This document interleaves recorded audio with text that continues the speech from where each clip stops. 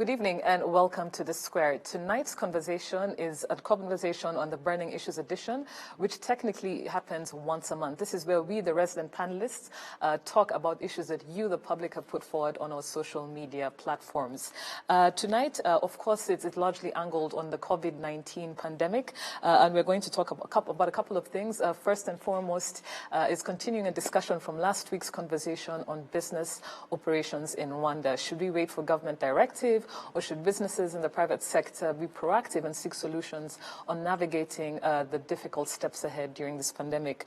Second of all, we are going to talk about the East African community and looking for a unified response in dealing with this pandemic. And last of all, we'll also give ideas, suggestions, especially coming from you of yours, on the ease of the lockdown, which technically ends tomorrow, Thursday, 30th April. My name is Dan MPC, host of The Square, and I'm joined as always by tonight's resident panelists on the 9th edition of Burning Issues. Brenna Namata, great to have you here. Thank you, Dan. Also resident panelist on the show, Charles Haber, great to have you. Same here, Dana. How are you? Good. Usually on Burning Edition, we try and tackle a couple of topics, but, you know, time is not usually on our side, so I think we'll dive into things. Usually we have a midweek recap on key highlights of the week thus far, and I'll just ask if we can stick to one highlight. Is there any that you'd like to share, Charles, Brenna? I was just looking at my calendar and realizing it's our anniversary as The Square. Exactly. Yes, it's, you know, if you look at media programs, you know, with the exception of news, typical shows, it's extremely rare that you have shows that see their second anniversary, and we're seeing our third, is it? Or? Yeah. Yes. We're turning three. We turned 3 April. Yes, yes. Year. So if there's anybody out there who likes The Square, they should throw us a party after the lockdown. Yeah. Happy anniversary, ladies. Happy anniversary to you, Charles. Brenna, anything you'd like to add? Yeah, just to, you know, today and the coming days are pay days. We have quite a number of people that will not get their salary this month. So just to thank everybody that will not receive their salary this month. Thank you so much for that contribution. We'll always remember that and we'll be humbled by that gesture. Absolutely. Yeah. So, Burning Issues, this is the 9th segment, technically the 9th month since we started Burning Issues. Alliance on Government Directive vis-a-vis private sector proactiveness. So, you know, last week, for the sake of obvious, one of the key highlights that we discussed was, you know, the reliance on that are needed during these times in order to stay afloat, or are they still largely dependent on direction from governments, regulatory services and so forth and so on. Although, like I said earlier on, there's a fine balance. So I'd like to kick off with your take on this. It's a tough one, to be honest. It is. And this is because we have not seen anything like this, at least over the last decade. And it's clear that everybody's trying to find their way around not just how the disease affects them, but also how they deal with the long-term impact of it. Unfortunately, for our private sector, I think it came at a time when they were beginning to walk, if I may say, you know. For the last decade, most businesses were, if I could use the term, crawling, you know. And eventually when you see, when they begin to walk, and then you have this shock, major shock. And the reason I'm saying this is because if you look at our growth rates over the last couple of years, sustained growth, there's been improvements in terms of the private sector contribution to our economy. So I don't think the time, at the moment, with this kind of shock, you can leave it to the private sector to deal with it. The private sector will need all the support it could possibly get from government. And the reason I'm saying this is because as much as there's a lot of pressure on government, but still, by the nature of the government, it should be able to underwrite some of the risk, that the private sector can take on at the moment. Secondly, beyond what the government can do, I think internally businesses now have to kind of revoke their business continuity plans, as we were saying. Unfortunately, some businesses, of course, had not planned ahead of time, because not all businesses, big businesses like MTN, which have the resources, the skills, the moment it was announced in January, I think, January, Feb, most businesses began planning, BCPs. And so this is the time when we're seeing that businesses now are revoking their business continuity plans, including cost cutting, trying to see how they can be more efficient in their operations. So I think at the individual level, it's a time to kind of, one, rethink the business model, for instance, with a focus on efficiency. Because if you don't have revenue coming in, but you still have to be operational, how do you, it's a very difficult balancing act. So how do you gain efficiency, for instance? Businesses will be forced at this point in time to do a skills audit. I mean, look at your human resource and start planning. Not necessarily laying off, but rethinking. If you have someone who can serve different roles, maybe 3 months down the road, you may want to lay off someone who only does one thing. But also on the other side, what that means is it's what we've been told for a very long time in terms of the future of work. One, technology. You really have to try as much as you can and try to be aware of the trends in technology. Most of the jobs as we know them are becoming obsolete, because of technology. Secondly, the future of work is such that you cannot afford to say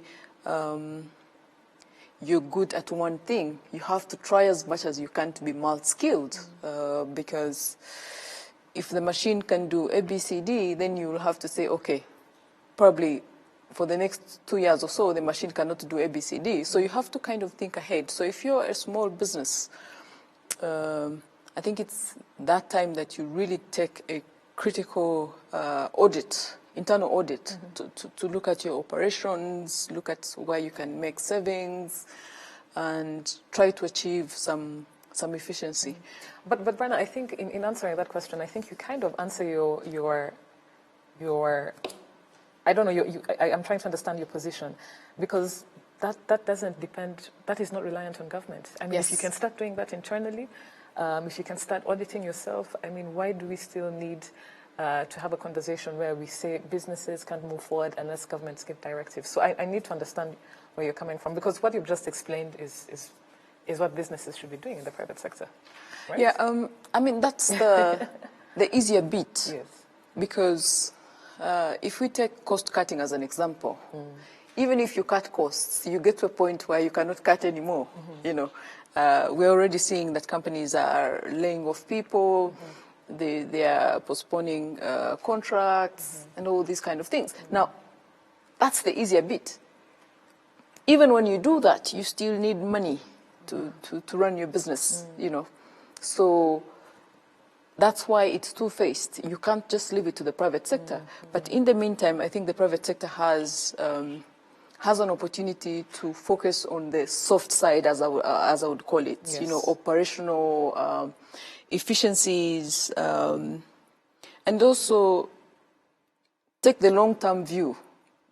Because usually when you're in a crisis, there's a tendency to look at just tomorrow.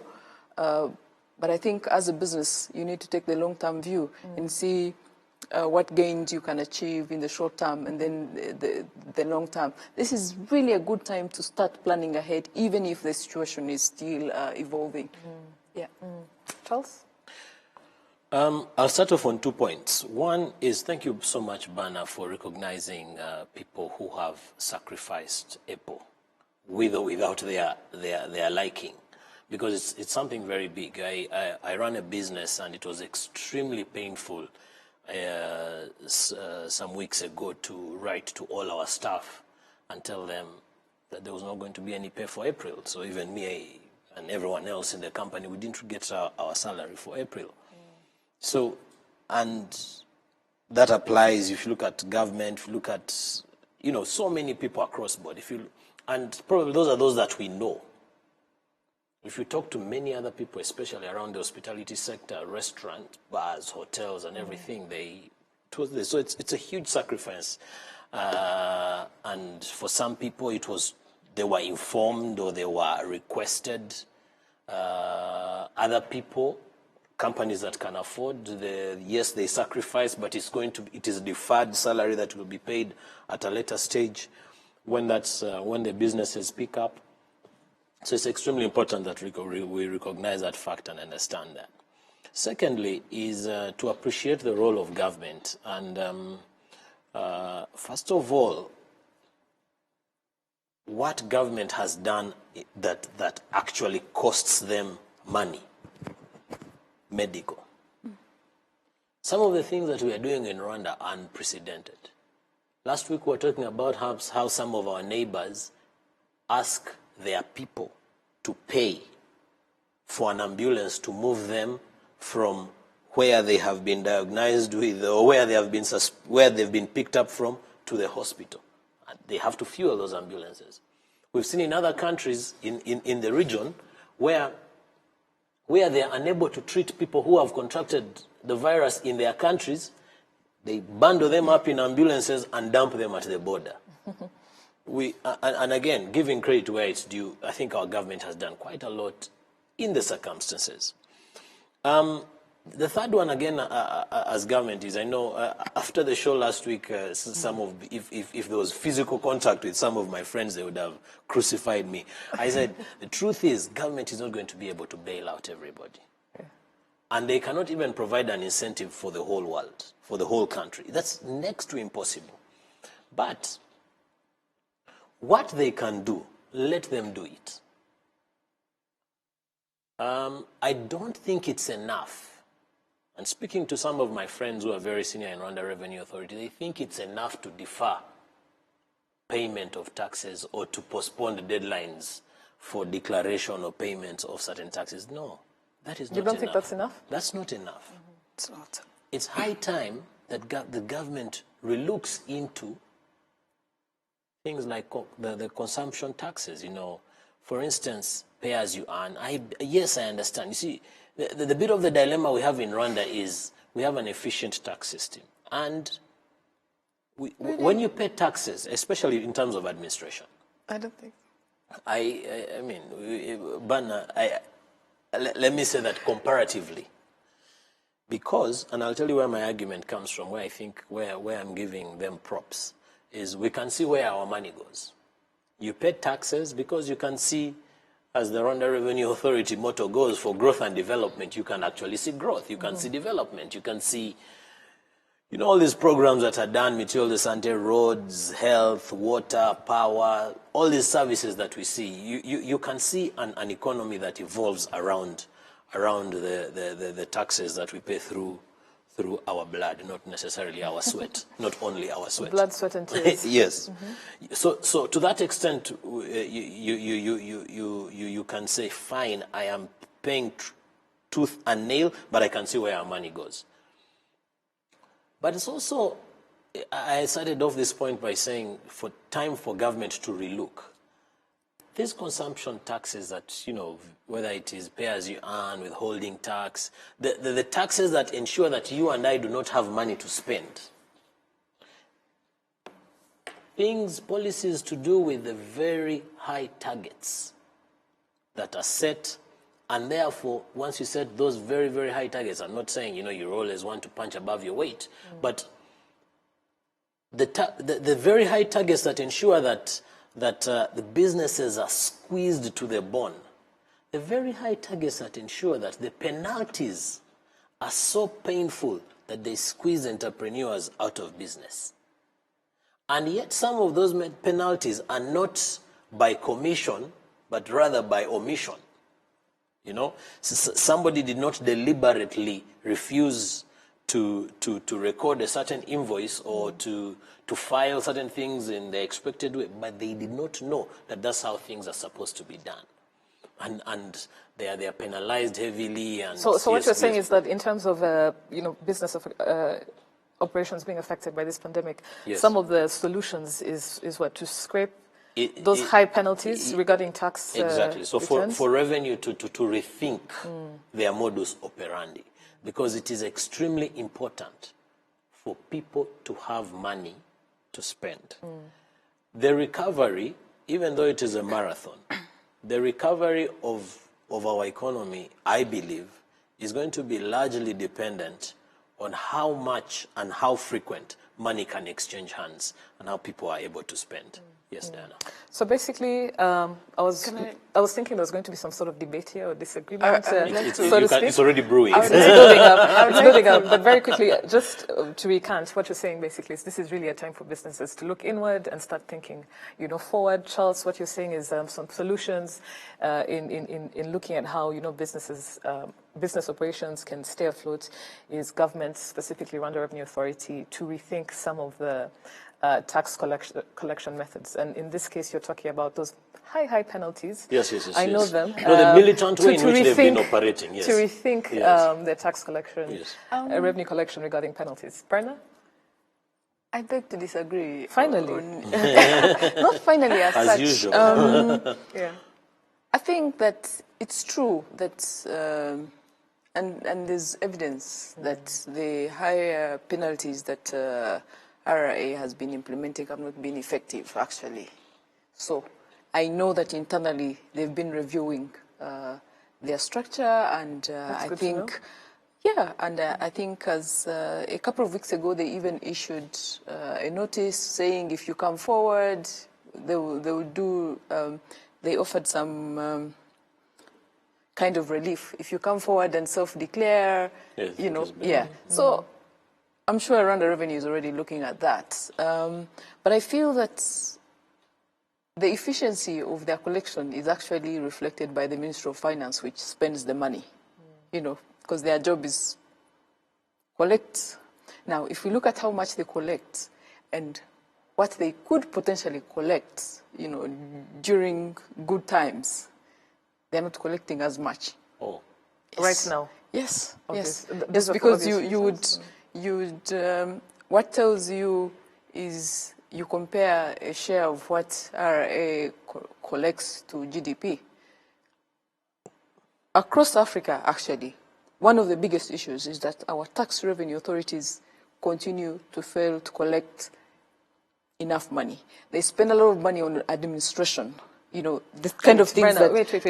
I'd like to beg to differ with that. So you're saying... Let me explain. I'm a taxpayer. Yes. But I I'll think tell you Rwanda's why. tax collection system is one of the best. It's one of the best. It's one of the best. It's been doing well. They've registered sustained improvements. In fact, surpassing their own... across the region. Their own targets. Yes. That is not necessarily the biggest indicator. Okay. Across the region, if you look at their operations, they're doing much better. They've reformed much faster, But that doesn't mean they cannot do better. The potential is actually bigger, And what's the issue? The issue is mainly around the cost of administration and the leakages that still exist within the revenue collection. I'll give you an example. If you spend a lot of money auditing businesses that will not give you money, as Rwanda Revenue, you're losing a lot of money. Why? Because you'll have auditors who will maybe audit Charles for a year or so looking for money, which is not even there.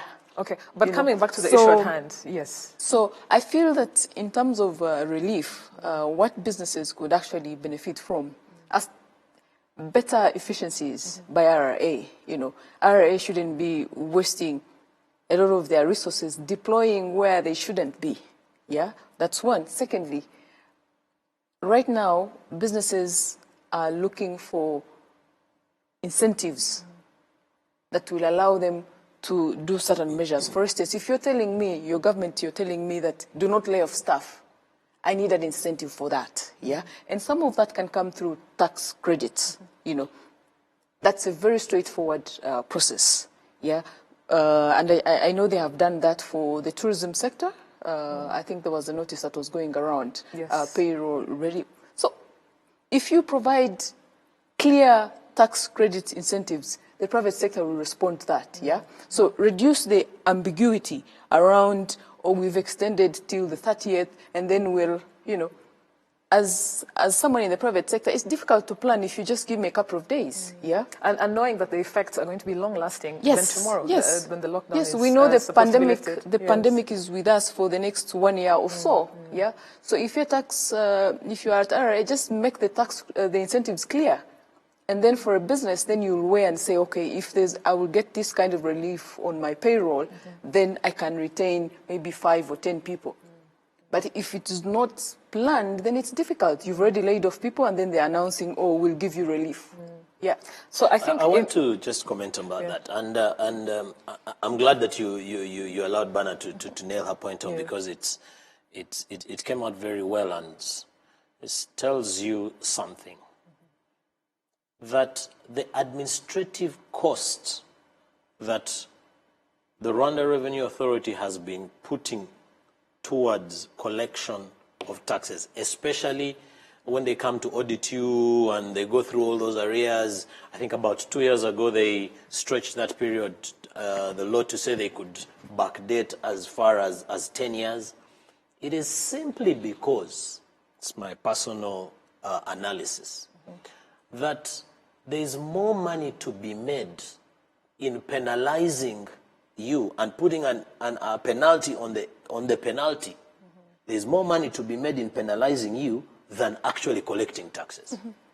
Yeah. So they put more emphasis in finding fault in your business, because that's actually, a very good friend of mine was telling me as earlier today that I think 3 years ago, his small business was found at fault of about 29 million francs.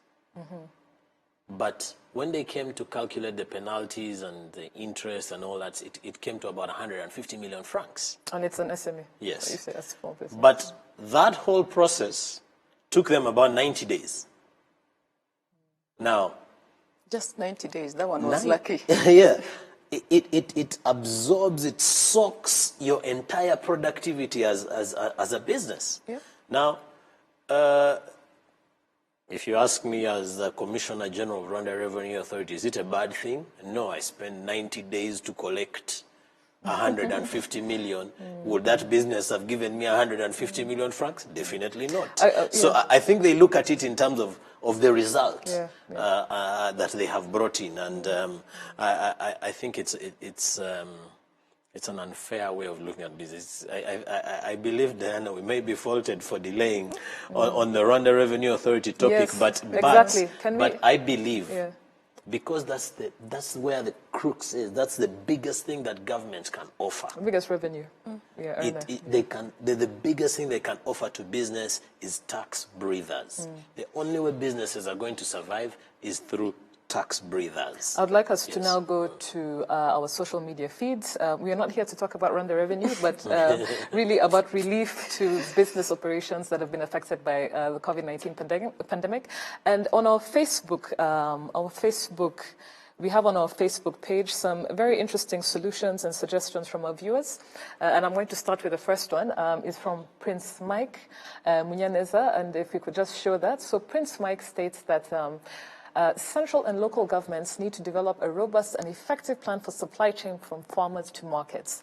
For example, we have seen dairy, poultry, and vegetable farmers calling for help.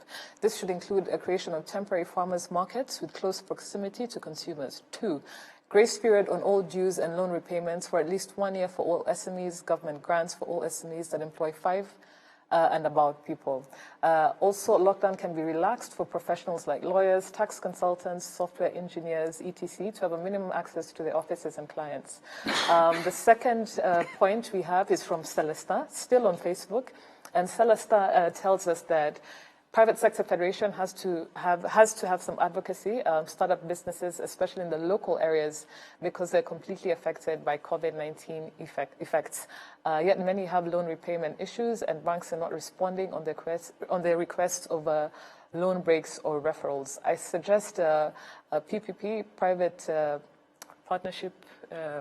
Private-public partnership should be strengthened in addressing the pandemic-related effects that are haunting small-scale retailers, producers who are startup phase. He also goes on to say that more still, the government may not uplift each business setup. That's what you were saying, Charles, earlier on about being bailed out by supplying funds. But the simpler way is tax exoneration for a certain period, not only for big industries and importers or exporters, but applicable to all business operators, be it in cities or rural areas. And on our Twitter feed, we have someone who is also giving her inputs regarding the conversation we're having tonight. And this is Ziade, who states that, in my opinion, it could be better for Rwanda Revenue Authority, in collaboration with Minecofin, Ministry of Finance and Economic Planning, to waive pay-as-you-earn and Social Security, RSSB, statutory deductions for employers and companies who manage to pay their staff for the April salary.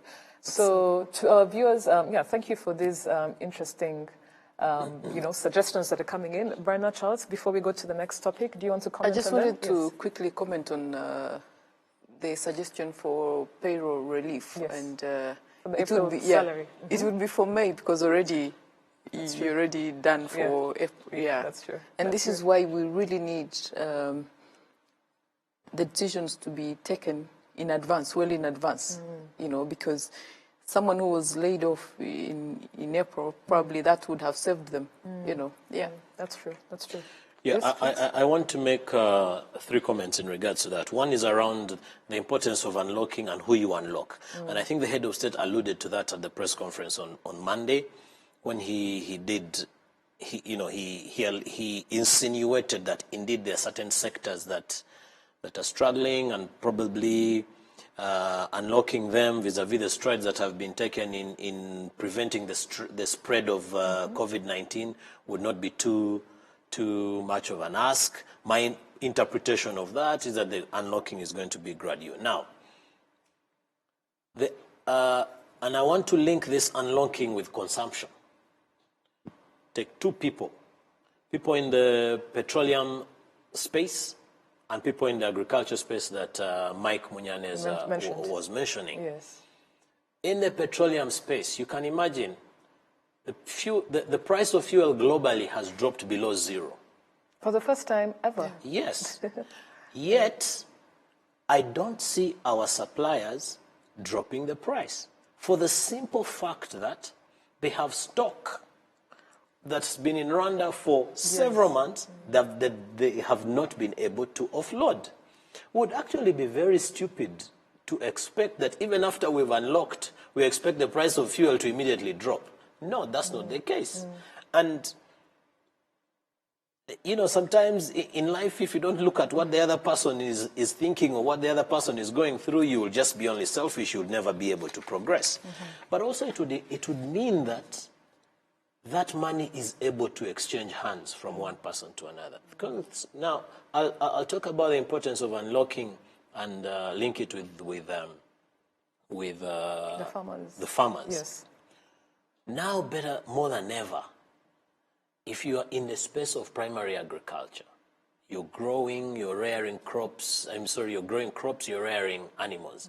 There was a very painful story of on TV, in the news this evening that's coming, as looking, because of this whole inability to move around, we have to buy as much as we can within our neighborhoods. There's a story about the poultry farmers who have excess eggs. It's too many eggs in supply. Yet in the shops in our neighborhood, prices of eggs are going up. So I asked my wife, where's the disconnect? They are asking government to come and buy the excess of eggs that they have. Can we go on *127# and drive there and buy all the eggs and come and stock them? Because that shows you there's a huge disconnect. Yeah. Things like fish, chicken, eggs, fruits, vegetables are things that we all need. But if they are unable to get to us, it's a huge problem. But Charles, very Yes, quickly yes. on that, absolutely. And what I saw was initiatives being taken, again, by, private sector businesses, small businesses, to start making sure, because they have passes, as essential workers, to actually start supplying these, products to homes at very cheap prices than compared to what you'd see at the supermarket. So for eggs, for instance, I know on various groups, these delivery companies are delivering them at a sub-price compared to what's happening. But just because you said that disconnect between not being able to offload them to the usual consumers. And but again, they're actually it delivering. probably says something about the efficiency of the delivery if there's still an excess. Yes, yes. I know there's a huge consumer market that is not taking the product, especially the hotels, the bars, the restaurants, and those actually consume the bulk compared to domestic consumption in our homes. But even that said, by virtue of the fact that there's an oversupply, it should boil down really to the price I'm paying for the product. It's just simple economics of demand and supply. Yeah, so to our viewers on the Burning Issues edition, please keep your comments coming. Very interesting. Apparently, when is the next cabinet meeting? Is it this week? We are going to place today or tomorrow. We'll be hearing probably tonight. Yeah, we'll be having more clarification on the way forward for most of the things that we're talking about tonight. Hearing from major policymakers and government institutions. So moving on to the EAC, East African Community scenario. There have been said to have been glaring gaps in having a unified response to the COVID-19 pandemic. First of all, the Heads of Summit meeting that was obviously virtually, that was scheduled for 15th April was postponed at the request of South Sudan. Then we also have, what many have termed as Tanzania's slack in dealing with the pandemic, leading to truck drivers being the latest threat of importing the pandemic into neighboring countries. And then lastly, we had various EAC countries, Uganda and South Sudan, sending away Tanzanian and Kenyan nationals back to their countries when they tested positive for the COVID-19 pandemic, which is really against the guidelines of the WHO in terms of dealing with this coronavirus. So my question to you, Brenna and Charles, and also to our viewers who are sending in their comments, is what, in your opinion, needs to happen for a unified response from the East African community that we are yet to see if we are to win the fight against the COVID-19 pandemic? Brenna, I'll start with you, not only because you work for the East African, but as a journalist, you must have your ear to the ground on what's happening, and just give us an informed opinion on what needs to happen, really. I think it's tough. It's tough because for a very long time, it's been said, it's been published, everybody says it, that, regional integration is an imperative. But for some reason, it just doesn't work. And what you have is a lot of empty political talk, around it. You have a few countries like Rwanda that actually walk the talk around regional integration, and you have those that like the pictures and talking about it in the, when the reality on the ground is different. But that's the reality. The reality is, as much as we talk about regional integration, the evidence on the ground is such that, first of all, we've allowed trade to come before human beings. And every time you'll have regional leaders respond when goods are affected. Because think about it. This is a pandemic. It's a big health issue. So if as a region we are worried and concerned about the welfare, the health of our citizens first, before goods and services. So you'd think that the priority would be on how do we agree as a region to tackle this, the medical threat, first of all. And protect our people first. Yeah, yes. and protect our people. Unfortunately, it hasn't happened. So,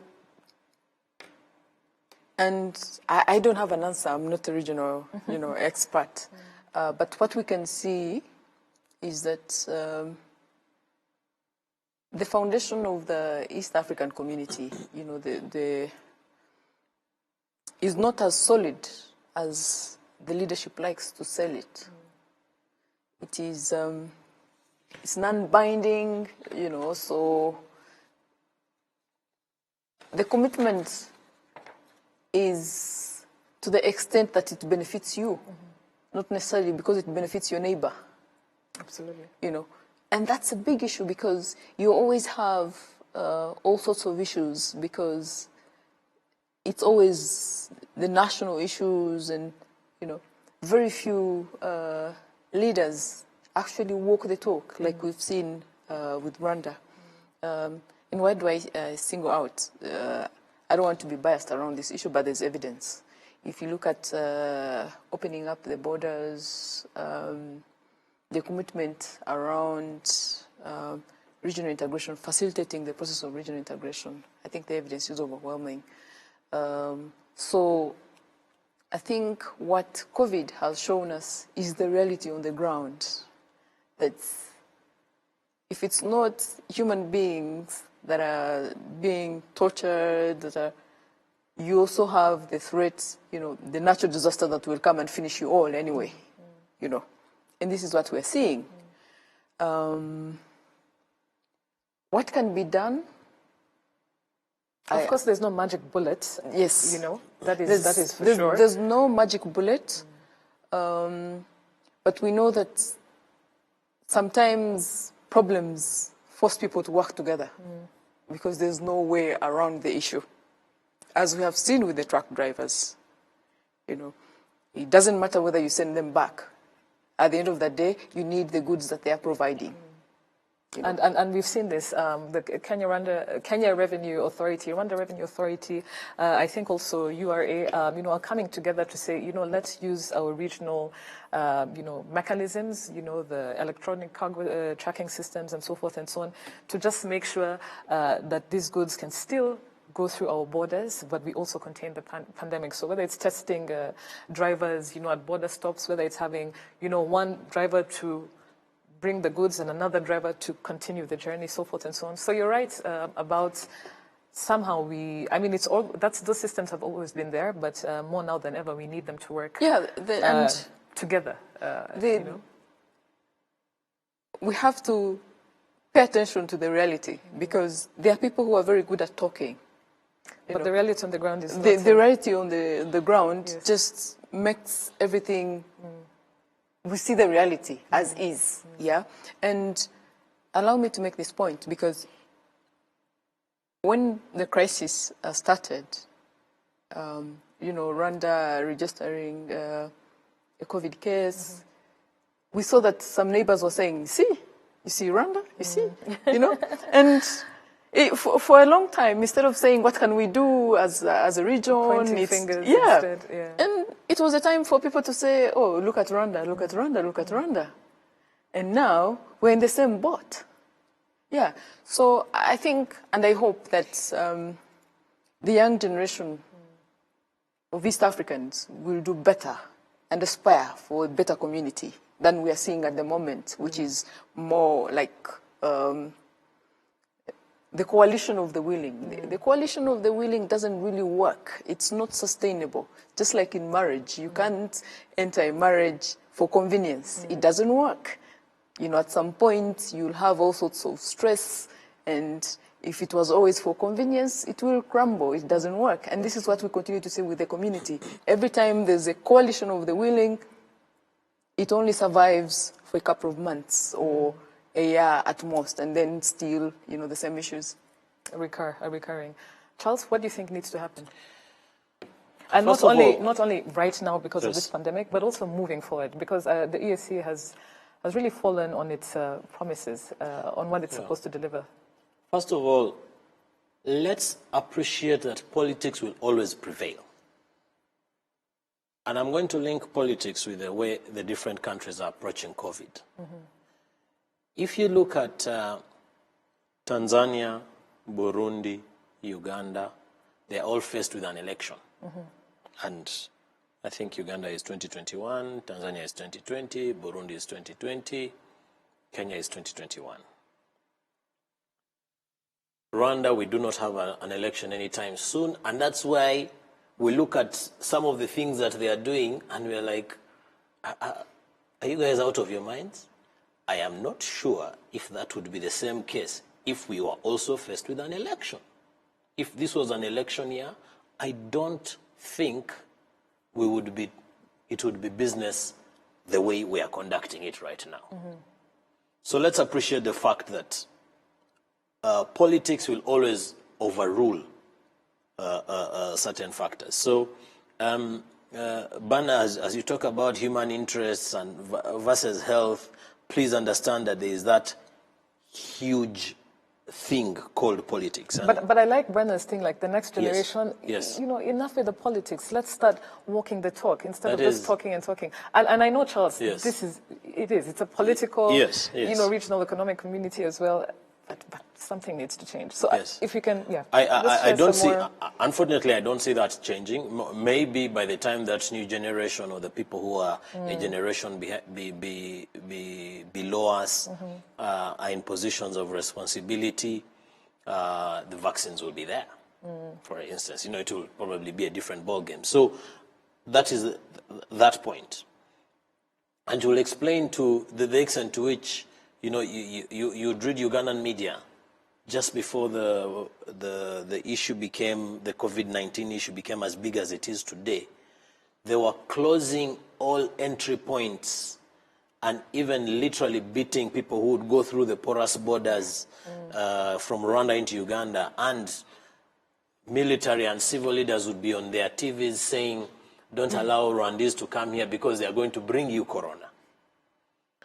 They did not, so they concentrated on the borders here. They didn't realize that the bigger issues would come from Malaba and Busia and the other areas. So politics will always have an issue of going around this. But now, I want to talk about regional issues vis-a-vis recovery and bring in the hospitality sector. But most Yes. importantly, I think we need to, because we don't even have many minutes left, but if we can also focus on your ideas on solutions that need to happen regarding the AC. Yes. So regional, that's where I was going to come around the hospitality sector, because That's what you want to focus on? Yes. Around business continuity and recovery. Hospitality and travel are going to be the worst hit. And most probably, they might take even a longer time. My anticipation is 2 to 3 years. And therefore, if they don't look at it regionally, take the airlines, the biggest travel, whether you talk about Kenya Airways, Uganda Airlines, and Rwanda by far, the biggest volume of travelers is in the region. When you go to the hotels, you talk about the brands. Marriott and Sheraton are all under one brand. If you look at the number of properties they have in the region, Carlson Rediza, who own the Park Inns and the Intercontinentals of this world, you look at the number of properties they have in the region, quite a number of them. Our own gorillas, mountain gorillas that are at liberty to cross whatever borders that are there. You know, it's so for those, now more than ever, you need an approach towards that, and A regional approach. a regional approach towards that. Exactly. And that kind of approach, in my opinion, does not know politics, because it's about business survival. I believe, for example, if this is the best time for East Africa to wave, to put ourselves all under one air space. Wow. Yes. You think that's Brenna? Brenna has a certain look. Is that too optimistic? Yes, But I Charles, yes. I think that's It's a conversation that we had. It's a conversation that all the countries had already tabled, a motion that had been put there in Arusha. It was now's the shelved time. by politics. Now, because all the airlines are struggling, the entire industry, travel, hotels, ticketing, everybody, now East African Development Bank and all the other development banks and all the financial players are going to look at it. They are going to go to their leaders and say, hello, open this airspace. Yes. Brenna? But very quickly before we move to the next point. That's quite interesting, and I totally agree with him that the region needs a coordinated exit strategy around COVID, because already what we're seeing, for instance, with the forecasts around remittances, they are falling. And for Africa, actually, most of the remittances come from migrant workers within Africa. So the region has to carefully think about free movement of, facilitating free movement of migrant workers across, across Africa. In absence of that, again, we still have the same issue like we're having with truck drivers. If you don't agree on measures, it's still the same issue. Secondly, if you look at the financial sector, the banking sector, there's so much that has been going on in terms of integrating the regional financial sector. If you don't agree on a regional approach in terms of how do you finance recovery, you still have a problem. Because the supply chains will be affected. So I really hope that you would think these are obvious things to our leadership, yeah.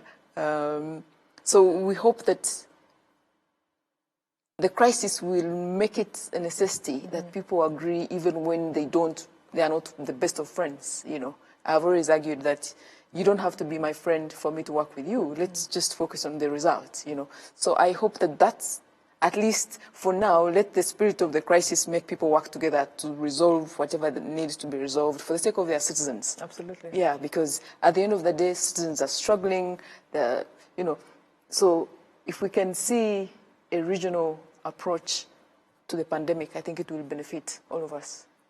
Fantastic.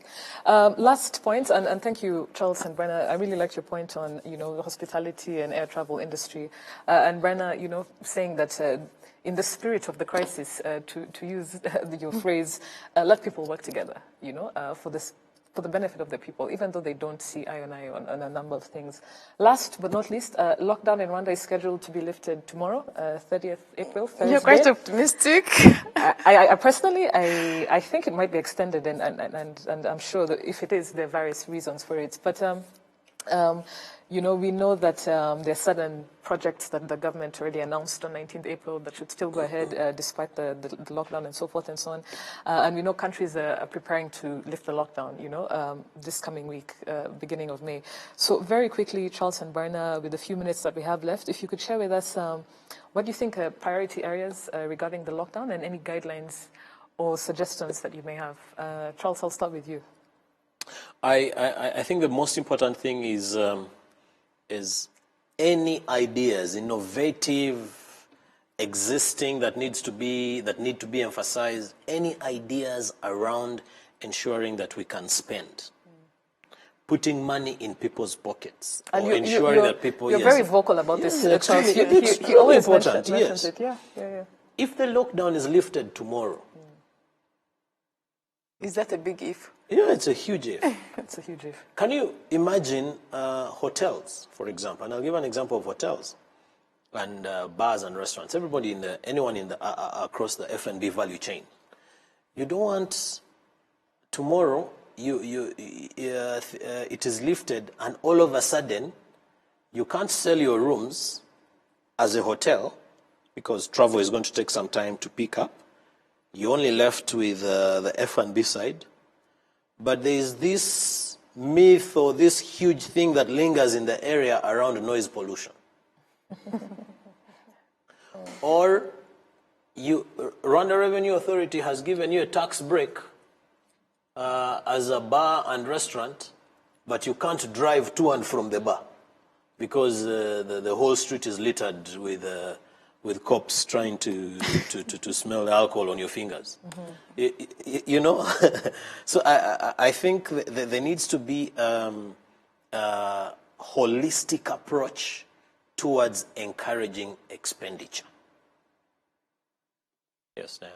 I agree. That's quite difficult.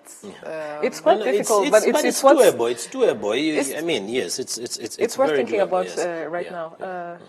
I think let's be practical. We are not yet at a level where we are very confident that we will not have more new infections. So definitely it's going to be gradual. So if you're bailing out businesses, I think the focus for me has to be on protecting the most vulnerable, where the most vulnerable will be. Construction sites, if something can be done to allow at least construction to resume, transport, public transport. And why am I saying this? Including the motorcyclists. Because when you speak to vendors, market vendors, their biggest problem at the moment has been moving their supply. The market is, maybe you are at Gisimenti, that's why you sell your produce, but then you have to pick it from Nyabugogo. And then some of them cannot really afford to get to hire someone to take it. So some of these, especially women, have been walking from Nyabugogo to Gisimenti to sell their produce. So how you facilitate that, I think that helps to kind of... So those most affected, basically. Yeah, I think the focus has to be priority, really on facilitating the most vulnerable. Because for the corporates, there's still room for adjustments. We're still seeing companies that are issuing bonus payments, yet that money could be saved. And if you're a bank, you save on your bonus payment and it gives you a bit of capital, So I wouldn't be worried so much around the corporates, even if they also contribute to the economy. But worry about those who live hand to mouth, who don't really have an option. And informal. Can I say something about the corporates? Very, very quickly, Charles, Dan, if I may. Very quickly. Yeah. I want to say something about the corporates because even though they may be few in nature, but they represent a large taxpayer base and they employ very many people. In terms of business continuity, very, very tough decisions to be made. Number one, it's not a time to grow, it's not a time to invest, but it's a time to really consolidate on what you've been doing. Number two, I don't think also it's a time to think about going across borders and growth plans. It's rather a time to revisit some of those ideas that you had put on hold. The in-house training that needs to be done, the planning that you had said we will consider that. The internal skills development that you need to look at. I think that's another thing that needs especially the corporates need to look at. The other thing is that the head of state did hint that we're going to look at a single-digit economic growth as compared to the double digit. I think that we were projecting earlier on. It says so much. Yeah. And therefore, any business, any lender would be looking at where the government is going. And you position yourself along that way. If government rushes towards bailing out the agriculture sector and the hospitality sector, for argument's sake, find yourself along that value chain. As they say, follow the money. And then thank me tomorrow. Let's just quickly go to our viewers. Last social media contributions for tonight. And this one is from Audacious Rojo on Facebook, who echoes Berna's point. A neighbor is a forced friend. COVID-19 is a perfect lesson that shows that country borders are just geographical and virtual. But in reality, Regional integration is imperative. Nothing is going to change that. It is a matter of time. And he echoes what you were saying earlier on, Berna. And on Twitter, we have Emma, and Emma states that EAC needs to harmonize some of the measures to remain unconquerable towards COVID-19, where none is left behind, mistakenly thinking that God will sort out everything in absence of the will and implement them obsequiously. Happy anniversary to the Square Rwanda.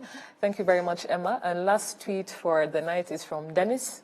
And Dennis Karamuzi states that the Square, quite right, inefficiencies caused by fragmented supply chains are equally to blame for rising prices of commodities against a failed offtake at the farm level. This is true.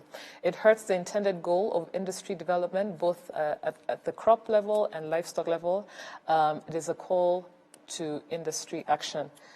So these thank you very much for viewers for sharing in your comments. Please keep the conversation going using, on your screen, you can see #SquareRW. To Charles and Berna, happy anniversary as we embark on the third year of the Square. It's been a pleasure being with you all. Thank you very much also for your contributions tonight. Yes, thank you. Pleasure. To our viewers, thank you as well for staying with us through the years. And please stay home, stay safe. And let's stay positive. See you again, same time next week. Have a good night.